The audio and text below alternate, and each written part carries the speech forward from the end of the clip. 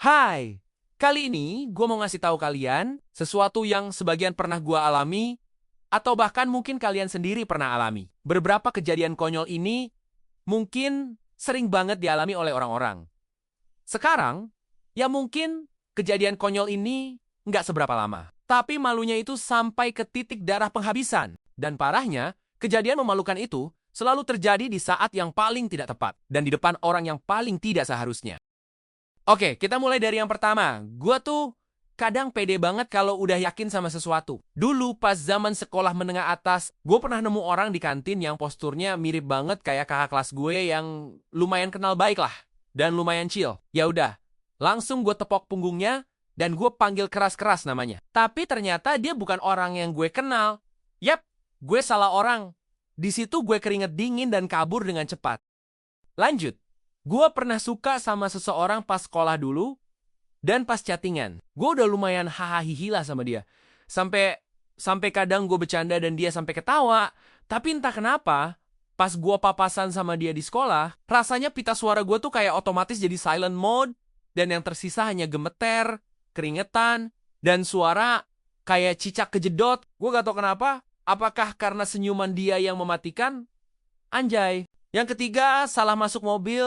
Mungkin dari kalian ada yang relate dengan ini, tapi gue sih enggak ya, karena gue hafal merek mobil gue, tipe mobil gue. Jadi ini nggak pernah kejadian sama gue. Ini kejadian klasik. Biasanya terjadi ketika seseorang lagi buru-buru, parkiran penuh, dan ada 3 mobil yang bentuknya sama persis kayak copy paste dari pabriknya. Korban biasanya dengan percaya diri membuka pintu mobil itu, masuk, duduk, pasang seatbelt, nyiapin posisi keren. Sebelum akhirnya sadar ada sesuatu yang janggal. Tanda-tanda awal mulai terlihat. Interior kok beda? Gantungan Spider-Man yang biasanya ada di spion kok hilang? Dan kenapa parfum mobilnya bau kapur barus?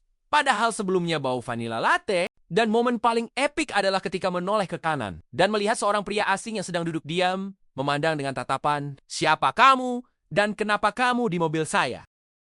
Kejadian selanjutnya adalah salah manggil orang tua. Dulu gue pernah pas kecil, waktu pergi sama adik gue, ayah gue, dan bunda gue lupa kejadiannya. Tapi waktu itu bunda gue kayaknya lagi ganti pampers adik gue. Dan di saat ada ibu-ibu keluar, di situ gue dengan pedenya ngomong, "Wah, adek kok pakai baju pink? Beli di mana adek?" Tapi si ibu-ibu ini cuma senyum aja dan diam. Disitulah gue sadar, itu bukan bunda gue.